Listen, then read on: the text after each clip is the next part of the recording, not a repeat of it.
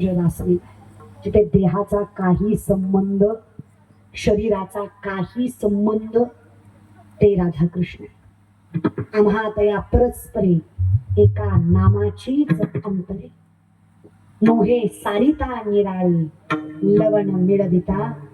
जेव्हा आपण जगाच्या मालकासमोर अगतिकपणे जातो आणि जेव्हा देहाचा विसर पडून जातो जीव दिला, त्या दिवशी आपली अवस्था ती लवणाची कुंजरे सुदलिया लवण सागरे नोहेची माघारे परती जेवी. 12 फुटाचा मिठाचा हत्ती केला, सागरात नेला, 3 तास दुतनान माघारी आणला. येईल का? त्याप्रमाणे भक्ताने स्वतःपेक्षा जास्त जीव जर विठेवरच्या मालकाला लावला तर तो देव पहावया गेलो तेथे देवाची होऊन ठेलो. या शरीराचा संबंध एर मग पवित्र अपवित्र विषय राहत. कारण शरीर नसतच आहे. गवळणी आणि भगवंतामध्ये शरीराचा विषयच नाहीये. आत्म्याचं परमात्म्याशी मिलन नाही. जगद्गुरु तुकोबा आवडण्यामध्ये सांगतात, मिठी पडली नोहे सारिता. कारण प्रेम किती जीव दिला ही ताकद असते भक्तांमध्ये, हे लक्षात घ्या. चल, देव काही नाही नाही म्हणले नारदाला. नारदाला म्हणले जिथं मी नसेल ती तुमची. 16,106 घरं फिरले नारद. एकही जागा अशी नाही जिथं देव नाही. कारण एकही जागा अशी नाही जिथं देव नाही. जिथे तिचे भूत तेथे मानी जे भगवंता भक्ती योग निश्चित जाणं माझा.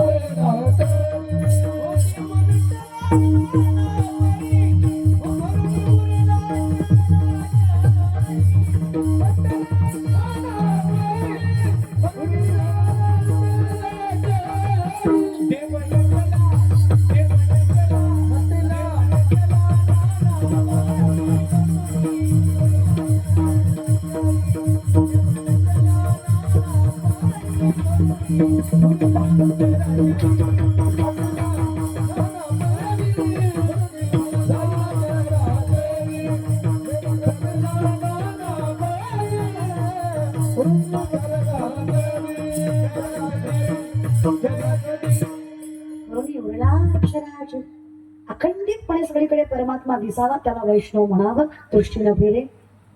अगदी सामर्थ्याने मी त्याचा इतका हवं. तो सुंदर आहे म्हणून मला तो आवडतोय असं नाहीये. तुझ्याशिवाय मला काही सुंदर दिसत नाही इतका तो मला आवडतोय. हे प्रेमाचं वर्णन या विषयी. 16,106 घर जामुनतीचं अस्वलांची कन्या सगळ्यात देखणी योगेश्वर भगवान नारदाची म्हणून इच्छा या भेटाव्या. देव त्यांच्या संग माय रूपानं फुगडे खेळत होते. 107वं घर सत्यभामा, तिथे देव होते. 16,108वं घर पट्टराणीचं. पट्टराणी कोण? रुक्मिणी आईसाहेब तुळशीला पाणी घालत होत्या. देव काही तिथं दिसले नाही. नारदाच्या मनात लाडूच फुटलं. नारद म्हणले आज तू फालतू नाही, पट्टराणीच आपली. नारदांनी हात मारली लांबणच, रुक्मिणी. रुक्मिणी माता म्हणल्या रोज आईसाहेब म्हणत होती, आज रुक्मिणी म्हणतात. नारदा नारदाणी तुमच्या घरानं सांगितलं जिथं मी नाही तिचा नवरा तू. अशा हिशोबाने मी तुमचा नवरा. हिंदू धर्मात नवऱ्याला एकेरी हात मारणं पाप असतं. इज्जतीत नाव घ्या नारदराव म्हणा. काय म्हणा? नारदराव म्हणा. बरं म्हणा तर म्हणा. एकदा वासनेनं बघलं की कोण समोर हेही कळत नाही. भक्तिसूत्र सांगणारे नारद जे स्वतः सांगतात की देव सगळीकडे आहे, त्यांना देवाचा भास होत नाही.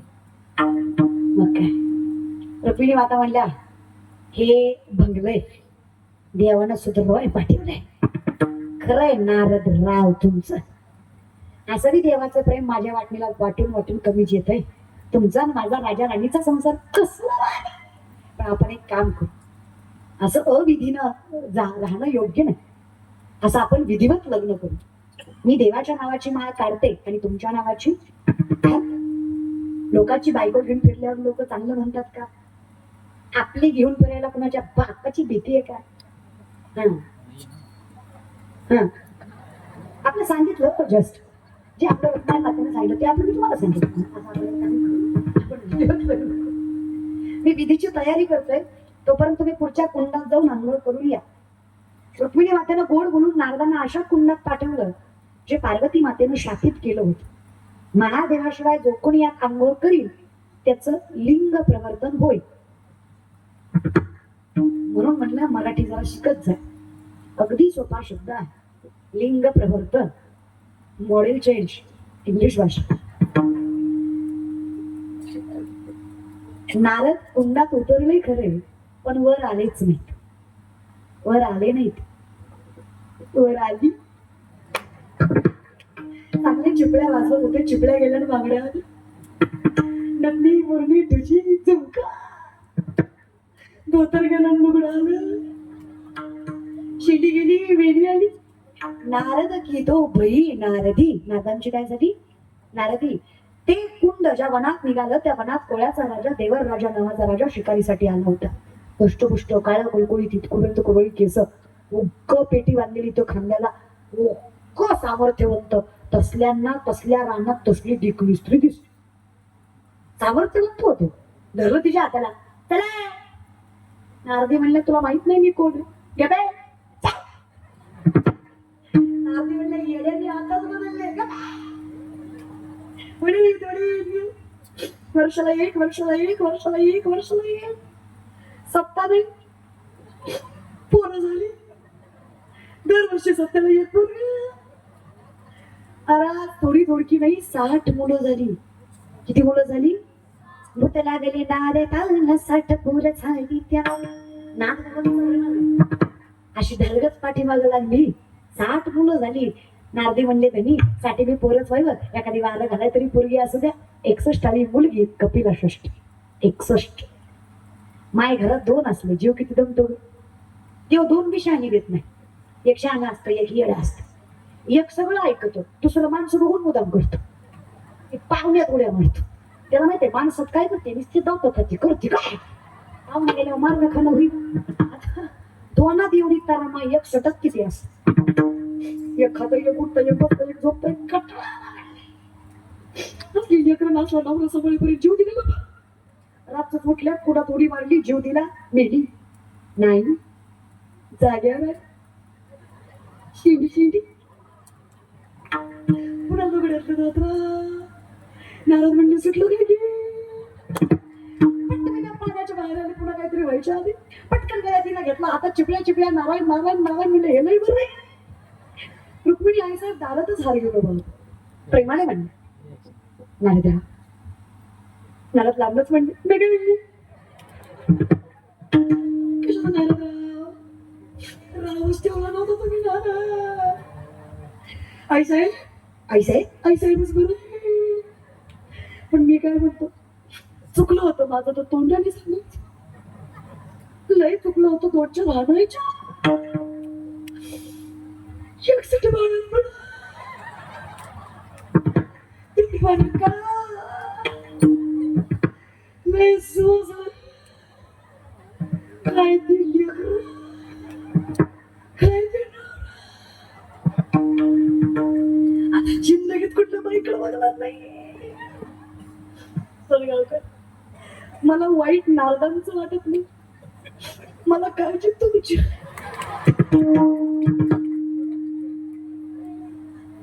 शेवटी ते अधिकारी होते, त्यांच्याकडे अधिकार होता. त्यांचं एकदा चुकलं तर त्यांना एवढं भोगावं लागलं. तुम्ही पोरीचा डीपी दिसला तरी झुंकरू करून कसं होईल तुमचं अर्ध आयुष्य तर बघायला गेलं तुझ्यासाठी गेवना. मला का जेवढे गेले तेवढे तुझ्यासाठी गेले बाबा. कसं होईल तुमचं? जाऊ द्या, पहिलाच दिवस आहे. सत्याचा काळजी करू नका. जे झालं ते आजपर्यंत, जे झालं ते मागे झाले पाहू नका. पुढे जामीन आहे. आजपर्यंत जिथे कुठे चुकलं असेल प्रारब्ध वाईट म्हणायचं आणि सोडून द्यायचं. इथून पुढे मात्र दृष्टीनं फिरे माघारी, दृष्टीनं फिरे माघारी.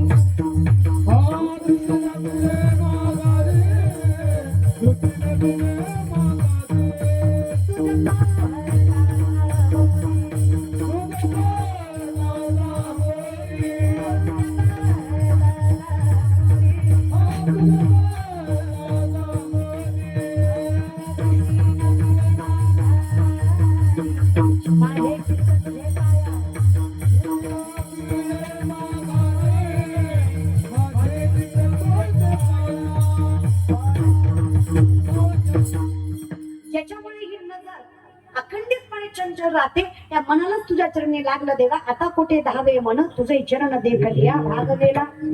सगळ्यात बेकार आहे विवेकाते भुलवी संतोषाशी चाड लावी पैसेची तरी हिंडवी दाही दिशा.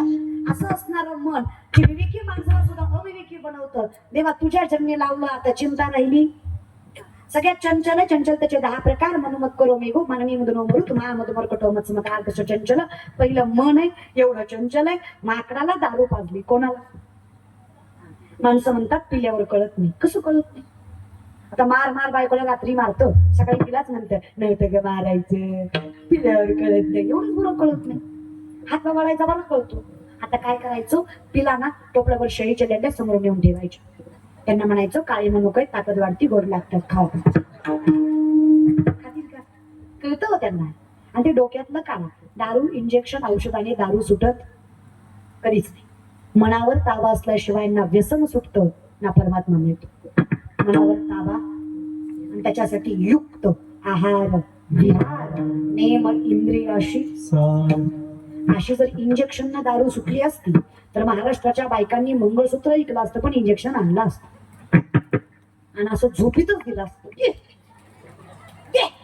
शपथ दिलं असतं बाहेर तरच नाही. पण हे झालं त्याचं कारण संगत आहे. कायम व्यसन लागतं ते संगतीमुळे. मग ते चुकीचं असू द्या किंवा चांगलं असू द्या. संताची संगत लागावी. कान्होपात्रेनं मंदिराच्या गाभाऱ्यात समाधी मिळवावी. नाहीतर संगत जगात विश्वात 2 नंबरचे विद्वान द्रोणाचार्य, 1 नंबरचे विद्वान दशरथ राजा. द्रोणाचार्यांनी इतकं सामर्थ्य मिळवावं, विठेवरचा मालक कृष्ण अवतारामध्ये त्यांच्या चरणाला हात लावल्याशिवाय रथात बसत नाही एवढं अधिकारी व्यक्तिमत्व. त्यांचा मुलगा संगतीमुळे वाया गेला. नाव अश्वत्थामा. संगत इन्मिकाची, दुर्योधनाची, दुःशासनाची, जयद्रथाची, शकुनी मामाची. इन्मिक तो नालायक ज्याला द्रौपदीच्या चोळीची गाठ सुटलेली सगळ्यात पहिल्यांदा दिसली. दुर्योधन तो ज्याने संगतीचा, ज्याने मित्रत्वाचा चुकीचा वापर केला कर्णाचा. दुःशासन केसाला धरून ज्यांनी द्रौपदीला ओढलं. शकुनी ज्याच्या नालायकपणामुळे हे सगळं घडलं. आणि तो जयद्रथ अभिमन्यू पडलेला असताना त्याच्या चुकीच्या अवस्थेचा गैरफायदा घेऊन त्याच्या मानेवर लाथ घातली. असल्या लोकांची संगत लागली. जगाचा मालक ज्यांना गुरु समजतो त्यांचा मुलगा सुद्धा वाया. कोण आहे आपण? पण माझे चित्त तुझे काहीच नको देवा. हे मन दुसरीकडे जाताच कामा नाही. दृष्टीनं फिरे. मग मन इतकं चंचल. माकडाला दारू पाजली, दारू पाजल्यावर विंचू चावला, विंचू चावल्यावर भूत लागलं. माकड किती पळत. मर्कटो सुरापान येत वृश्चिक दंशनम तन्मध्ये भूत संचारो यद्वा तद्वा भविष्यात. याला स्थिर करायचंय माझ्या मनाला गो नित्य गोविंद. एकदा गोविंदाचे लागलं मग देह जाऊ अथवा पांडुरंगी जीव दिला. एकदा मन देवाचरणी गेलं मग काय. भजे भजे कमंडनम समस्त पाप खंडनम सुपिच्छ गुच्छ मस्तकम सुनाग वेणु हस्तक मनोज कर्म मोचनम विशाल लोकलोचन अनंत रंग सागरम नमामि कृष्णा. भजे भजे कमंडनम समस्त पाप खंडनम स्वभक्त चित्तरंजनम सदैव.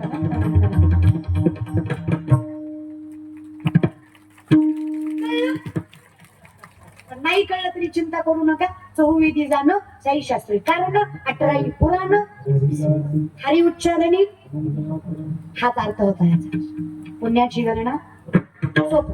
भजई भ्रजई कमंडनम समस्त पाप खंडनम सुपिच्छ गुच्छ मस्तकम सुनाद वेणु हस्तकम मनोज कर्म विशाल लोल लोचन रंग सागर नमामि कृष्ण. असं देखणं स्वरूप तुझं पाहिलं राजसुकुमार मदनाचा तुला रवी शशिकळा. तुला पाहिलं आणि माझ्या मनाचा सगळा गर्व निघून गेला. तुला पाहिलं, तुला भजलं आणि अखंडितपणे माझ्या आयुष्यातलं होतं नव्हतं तेवढं पाप नाहीस झालं. अधिकारी झालो आणि तुझ्या दारी येऊन स्थिरावलं. माझे चित्त तुझे पाया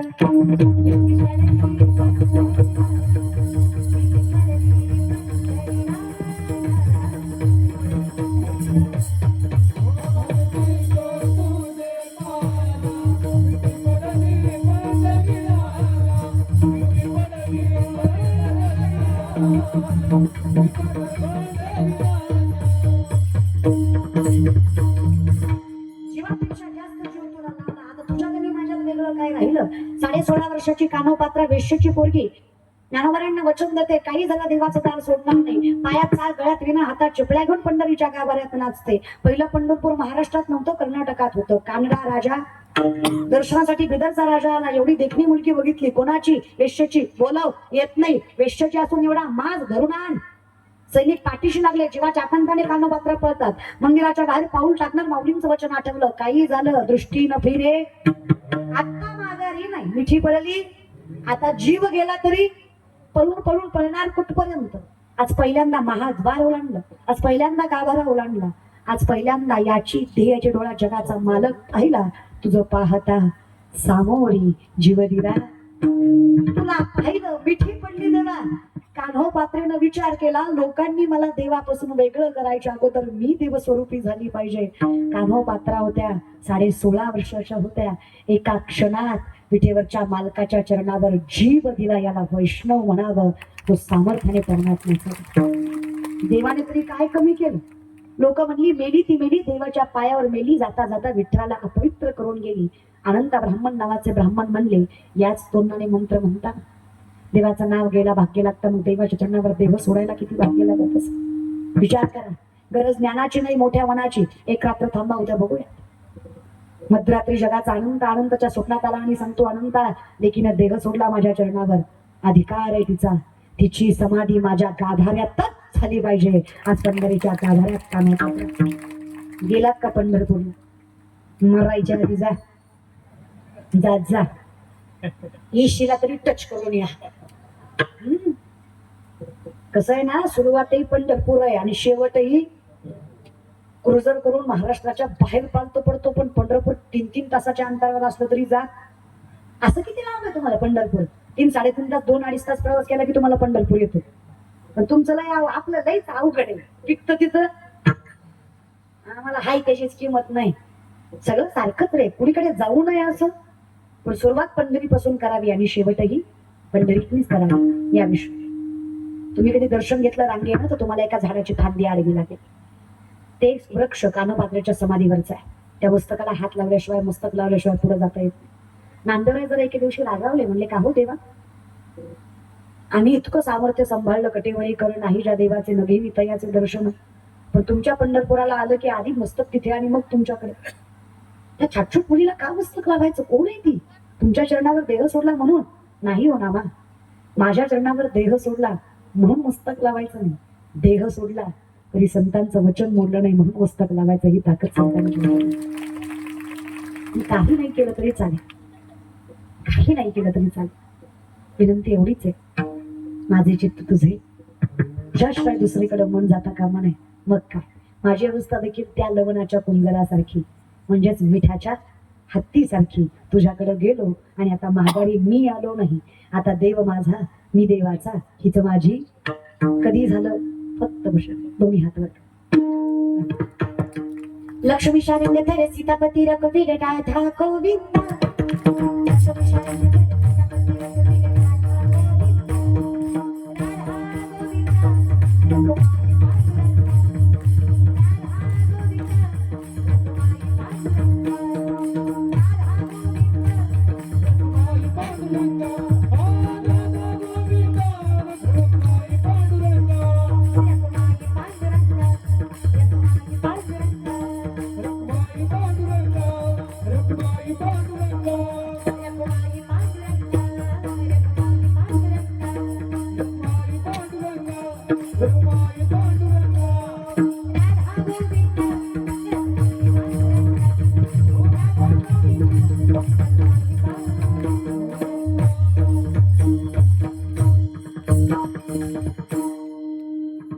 खाली कुठे गेला सांगितले तुमचे हात सांगा.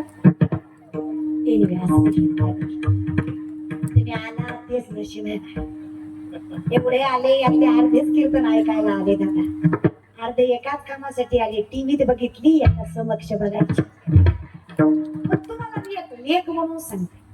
ज्या दिवशी कीर्तन करणारं व्यक्तिमत्व प्रसिद्ध आहे, नामांकित आहे, स्त्री आहे, पुरुष आहे, हा सगळा विचार बाजूला ठेवून कीर्तन करणारं व्यक्तिमत्व पिठेवरच्या मालकाचा चाकर आहे, हा विचार करून कीर्तनाला या त्या दिवशी खरं कीर्तन करतो.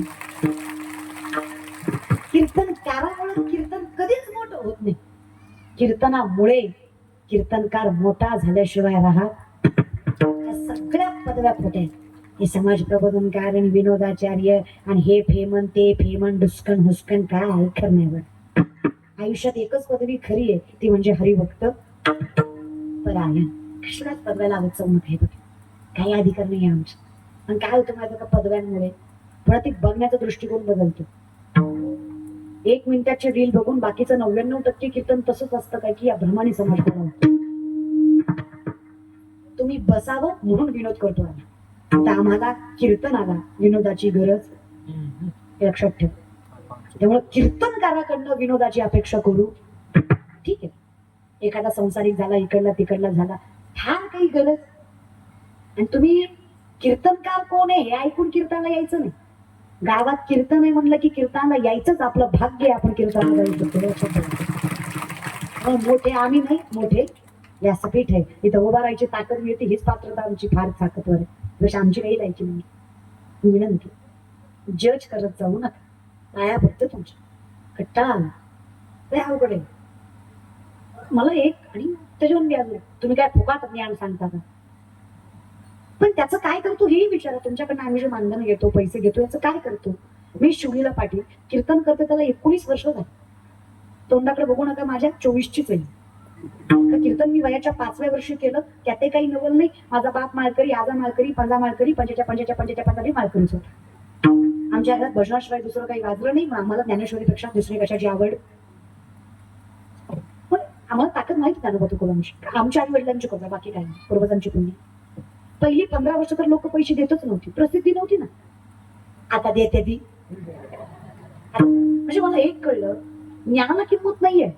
तुम्ही प्रसिद्ध असल्याशिवाय तुमचं कीर्तन सुद्धा योग्य नाही. प्रसिद्ध पाहिजे तुम्ही, तेव्हा लोक पैसे देतात.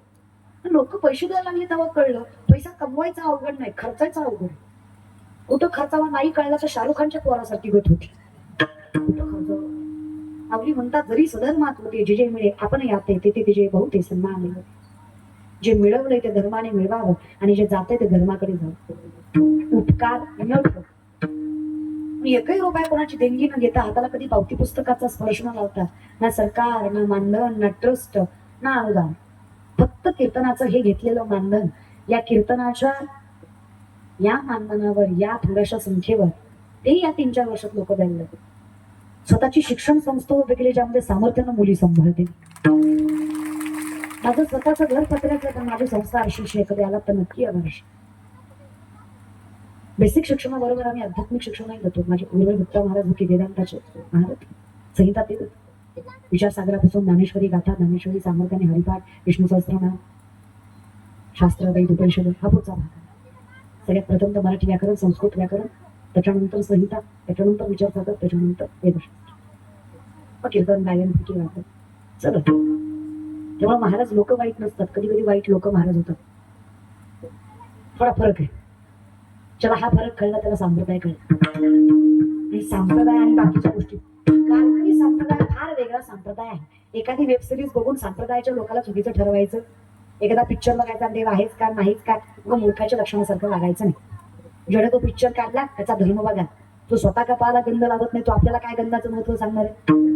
गंधाचं महत्व फक्त आपल्याला माहिती आहे. इथे भ्रमरंध असतं, इथे गंध लावला अनामिकेने की माणसाची पॉझिटिव्हिटी वाढते. त्याच्यामुळे गंध लावतात हिंदुत्वात. आणि कोणाचं ऐकताय तुम्ही? ज्यांना स्वतःला काही देवाची किंमत नाहीये, त्यांचं जे देव मानत नाहीत त्यांचं. आपण ती माणसं आहेत. दगडाला देव करायची ताकद ज्यांच्यात आहे त्यांना हिंदू म्हणायचं. आपण सामर्थ्यवंत आपल्याला कळलं पाहिजे कोणाला मानायचं कोणाला नाही. ते कोणीतरी काहीतरी बोलायचं, काहीतरी पिक्चर काढायचं, मग तुम्ही संप्रदायाला नावं ठेवून बसायची नाही. त्या गोष्टीकडे जाऊ नका. सगळं दिसतं ते खरं असतंच असं नाहीये बरं का. मला बऱ्याच बायका म्हणतात टीव्हीतले चांगल्या दिसत्या, समोरले किरकोळ आहे. अगं ती खोटच आहे. असं नाहीच आहे जगात. बऱ्याच गोष्टी खोट्या. त्यामुळे विनंती आहे, इथं सत्य जो आहे त्याला स्वीकारा. त्याला स्वीकारायचं पर्याय एक फक्त भजन.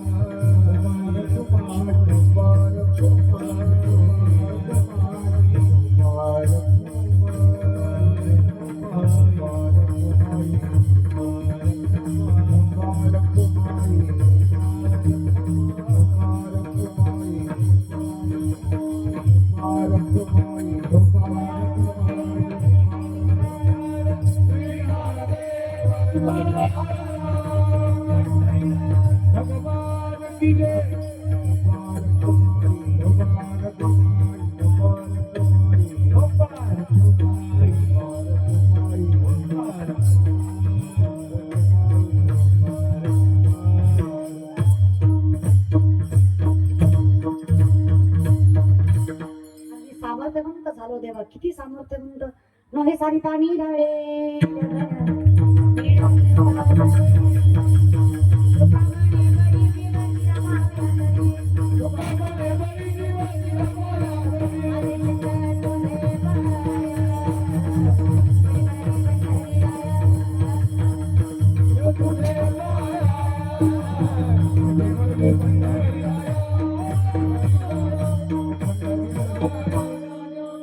बोलता बोलता 15 मिनिटं उशीर झाला, विलंबलं त्याबद्दल क्षमस्व.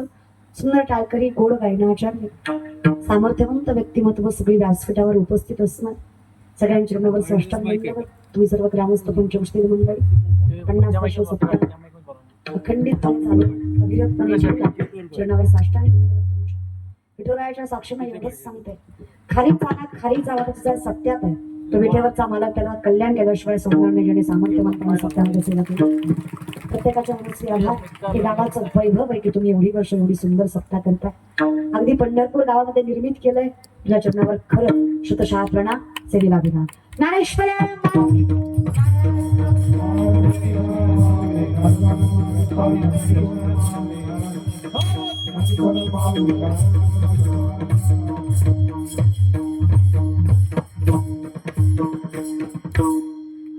विठ्ठल